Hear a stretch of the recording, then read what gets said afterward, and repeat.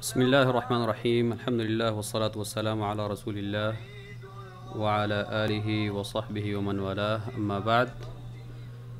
السلام علیکم ورحمۃ اللہ وبرکاتہ. آج انشاءاللہ ہم 11واں سبق شروع کریں گے اپنے کورس کا.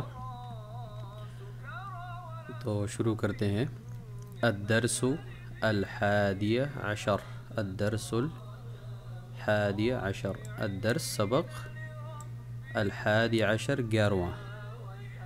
11 یا 11 11 اور الحادی عشر 11واں. ٹھیک ہے، الحادی عشر 11واں. اس لفظ سے شروع کرتے ہیں. بیتی. بیتی. ٹھیک ہے جی. بیتن ہم پڑھ چکے ہیں گھر. بیتن گھر. بیتی کیا مطلب ہوگا؟ میرا گھر. کتابن کتاب. کتابی میری کتاب. ٹھیک ہے، تو شروع کرتے ہیں سبق. ھذا بیتی. یہ جو یا متکلم ہے پچھلے سبق میں ہم پڑھ چکے ہیں. آج ہم اس سبق میں مزید نئی چیزیں سیکھیں گے. سبق کے آخر میں آپ کو باقاعدہ اندازہ ہوگا کہ وہ نئی چیز کیا ہے. ٹھیک ہے جی. جیسے یہ فی ہی اور فی ہا، اس کی طرف آپ کافی توجہ دیں گے. ساتھ ساتھ اس سبق کو آپ پچھلے سبق کی پریکٹس سمجھیں، کیونکہ اس میں وہی بیتی، غرفتی، کرسی، یہ چیزیں کافی آئی ہیں. ٹھیک ہے، اس میں زیادہ تر پرانی چیزیں جتنے اسباق ہم پڑھ چکے ہیں وہ ان کی دہرائی سمجھ لیں آپ. ٹھیک ہے، اور کچھ معمولی نئی چیزیں ہیں، نئے کلمات، نئے تراکیب ہیں، اس کو آپ سیکھیں گے. تو شروع کرتے ہیں. ھذا بیتی. ھذا بیتی، یہ میرا گھر ہے. بیتی کیا مطلب ہوگا؟ میرا گھر.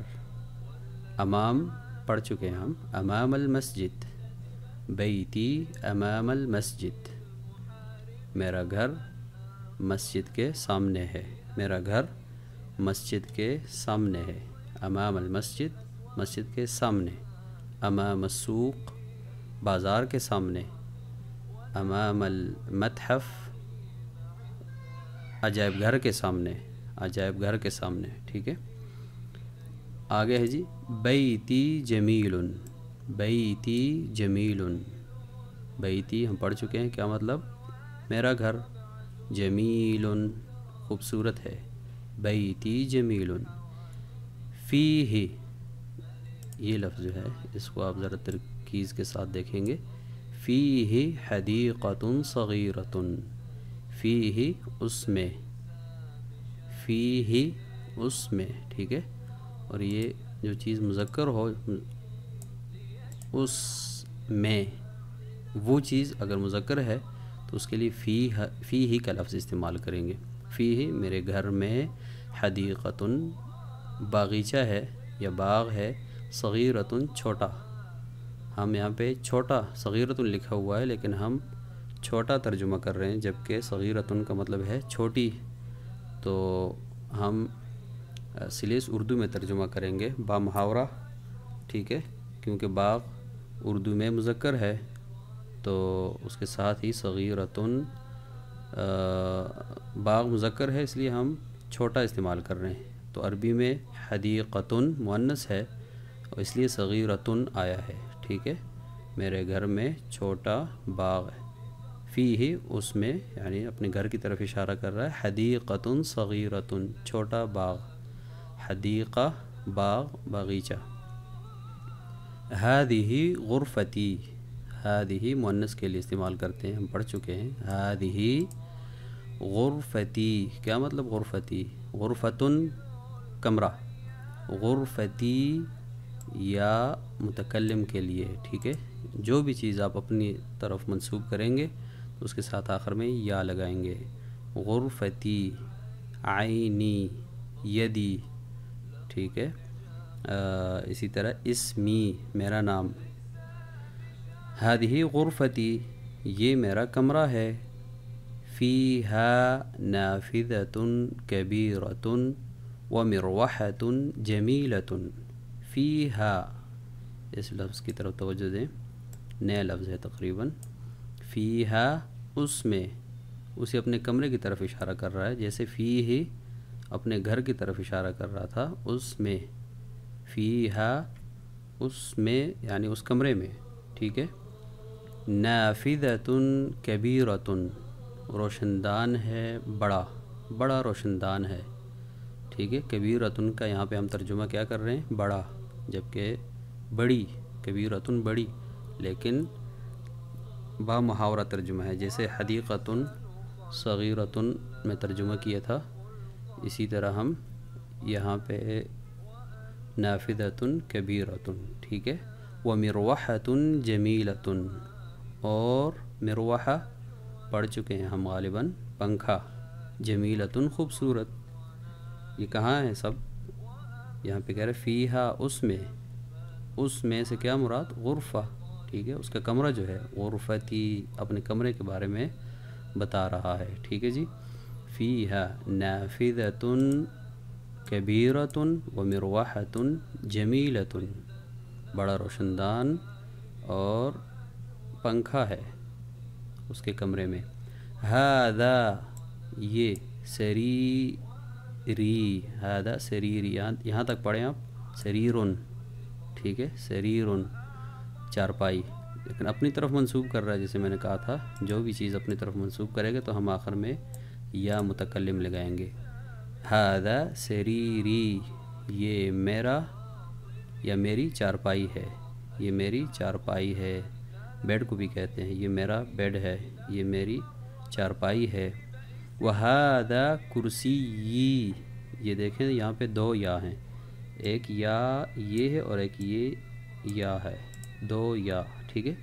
وھذا اور یہ، کرسی، کیونکہ پہلی یا جو ہے یہ کرسی یون اس کے ساتھ ہے. دوسرا جو ہے وہ متکلم والا ہے، یہ والی یا متکلم والی ہے. ٹھیک ہے. وھذا کرسی، اور یہ میری کرسی ہے. وھذا اور یہ، مکتبی، میرا میز ہے، میرا ٹیبل ہے. ٹھیک ہے. اور یہ وھذا مکتبی، اور یہ میرا میز ہے یا میرا ٹیبل ہے. یہاں پہ ہے دیکھیں، تین الفاظ اس نے اپنی طرف منسوب کیے ہیں. جیسے بیتی اوپر آیا تھا، اسی کے مطابق یہاں پہ اپنے ساتھ تین چیزیں اپنی طرف منسوب کر رہا ہے. ٹھیک ہے. ساعتی و قلمی و کتابی علی المکتب. ساعتی و قلمی و کتابی علی المکتب. یہ دیکھیں، ساعت، قلم، کتاب، تین چیزیں ہیں، گھڑی، قلم اور کتاب. لیکن وہ اپنی طرف منسوب کر رہا ہے کہ یہ میری گھڑی، ساعتی و قلمی، اور میرا قلم، و کتابی، اور میری کتاب کہاں پہ پڑے ہوئے ہیں؟ اعلیٰ، یہ ہم اعلیٰ لے چکے ہیں، پر. المکتب ٹیبل، تینوں چیزیں ٹیبل پر ہیں. ٹھیک ہے. میری گھڑی، میرا قلم اور میری کتاب میز پر ہیں، ٹیبل پر ہیں. اور المکتب کا ایک اور مطلب میں نے بتایا تھا، دفتر، آفس کو بھی مکتب کہتے ہیں. لیکن جملے کی سیاق و سباق سے آپ کو معلوم ہوگا کہ یہاں پہ مراد کیا لے رہا ہے، ٹیبل لے رہا ہے، میز، یا کہ آفس. وحقیبتی تحت المکتب، وحقیبتی تحت المکتب، اور میرا بستہ. ٹھیک ہے. میرا بیگ یا میرا بستہ، یہ دیکھیں یا متکلم والی ہے. تحت ہم لے چکے ہیں، نیچے، المکتب ٹیبل، اور میرا بستہ ٹیبل کے نیچے ہے. نافذۃ غرفتی، نافذۃ غرفتی، نافذہ روشن دان، غرفتن کمرہ، غرفتی میرا کمرہ. نافذۃ غرفتی میرے کمرے کا روشن دان، مفتوحۃ کھلا ہے، مفتوحن نہیں ہے، کیونکہ پیچھے نافذہ ہے اور اس کو ہم روشن دان لے چکے ہیں، تو چونکہ وہ مذکر تھا اردو میں روشن دان، تو اس لیے یہاں پہ مفتوحتن کا ترجمہ ہم کیا کریں گے؟ کھلا، کھلی نہیں کریں گے۔ لفظی ترجمہ اس کا کھلی ہے، مفتوحتن کھلی، لیکن ہم با محاورہ ترجمہ کریں گے جملے کے اعتبار سے۔ روشن دان مذکر ہے تو وہ کھلا ہوگا۔ نافذۃ غرفتی مفتوحۃ، میرے کمرے کا روشن دان کھلا ہے۔ ٹھیک ہے، آگے چلتے ہیں۔ ہذہ لے چکے ہیں ہم، ہذہ غرفۃ اخی، غرفۃ اخی یہ کمرہ، اخن یہاں تک، اخن بھائی، اخی نیچے یا ہے، میرا بھائی، کیا مطلب بنے گا؟ ہذہ غرفۃ اخی، یہ میرے بھائی کا کمرہ ہے۔ اچھا یہ لفظ ہم لے چکے ہیں۔ وتلک، اور وہ غرفہ، غرفہ کمرہ، ٹھیک ہے، یہاں تک۔ اختن، کیا ہے اختن؟ اخن، اختن، اخن بھائی، اختن بہن، ٹھیک ہے۔ اختی، یہ نیچے یا اضافی ہے، اختی میری بہن، کیا مطلب اس جملے کا؟ وَتِلْكَ غُرْفَةُ اُخْتِي، اور وہ میری بہن کا کمرہ ہے، اور میں وہ دور کے لیے تِلْكَ میرے بہن کا کمرہ ہے۔ غرفۃ، اس کو میں ویسے ہی پڑھتا ہوں، غرفتن کمرہ، اخن بھائی، یا متکلم کے لیے، کبیرتن بڑی، ٹھیک ہے، یہ لفظی ترجمہ ہے۔ غرفۃ اخی کبیرتن، غرفۃ اخی میرے بھائی کا کمرہ، کبیرتن بڑا ہے، وغرفۃ اور وغرفۃ اختی، اختن بہن، لیکن نیچے یہ ہے یا متکلم والا، اختی میری بہن، وغرفۃ اختی اور میری بہن کا کمرہ، صغیرتن چھوٹا ہے۔ لفظی ترجمہ صغیرتن چھوٹی، لیکن کمرہ چھوٹی ہے مناسب نہیں ہوگا، ہم اپنی اردو کے لحاظ سے درست ترجمہ کریں گے با محاورہ۔ وغرفۃ اختی صغیرتن، اور میرے بہن کا کمرہ چھوٹا ہے۔ غرفۃ اخی لے چکے ہیں، یہ میرے بھائی کا کمرہ، امام غرفتی، امام سامنے، غرفتن کمرہ، نیچے یہ یا ہے، غرفتی میرا کمرہ، غرفۃ اخی میرے بھائی کا کمرہ، امام سامنے، سامنے ہے کس کے؟ غرفتی میرے کمرے کے، میرے بھائی کا کمرہ میرے کمرے کے سامنے ہے۔ ابھی دیکھتے ہیں بہن کا کمرہ کہاں ہے۔ وغرفۃ اختی، غرفۃ اختی اور میرے بہن کا کمرہ، امام المطبخ، امام المطبخ کچن کے سامنے ہے، ٹھیک ہے۔ غرفۃ اختی یہ متکلم، اس کو آپ غور سے دیکھیں کیونکہ مین سبق میں ہمارے پاس بیتن نہیں آیا بلکہ بیتی، تاکہ ہم ملکیت اور متکلم والا لہجہ جو ہے اس کے لیے جو صیغہ استعمال ہوتا ہے تاکہ وہ ہمیں سکھائے۔ غرفۃ اختی امام المطبخ، لی اخ واحد، لی میرا ہے، اخ بھائی، واحد ایک، میرا ایک بھائی ہے۔ ہم لے چکے ہیں کل، یہاں پہ اب عندی اخ واحد نہیں کہیں گے، عندی اخ واحد جملہ غلط ہو جائے گا، ٹھیک ہے۔ لی اخ واحد میرا ایک ہی بھائی ہے، میرا ایک بھائی ہے۔ اسمہ اسامہ، اس کا نام کیا ہے؟ اسامہ۔ اسمہ اسم نام، یہاں سے میں کاٹ دیتا ہوں، اسم نام، اسمہ اس کا نام، یا لگائیں گے تو کیا ہوگا؟ اسمی میرا نام، اسمک تمہارا نام، اسمہ اس کا نام، اسامہ اسامہ ہے اس کا نام۔ ولی اخت واحدۃ، اور میری بہن ایک بہن ہے، اور میری ایک بہن ہے۔ یہاں پہ واحدن آیا تھا اور یہاں پہ واحدتن، مؤنث کے لیے واحدتن استعمال ہوگا اور مذکر کے لیے واحدن۔ یہاں پہ اسمہا سعاد، بہن کا نام کیا ہے؟ سعاد، ٹھیک ہے۔ بھائی کا نام اسامہ اور بہن کا نام کیا ہے؟ سعاد۔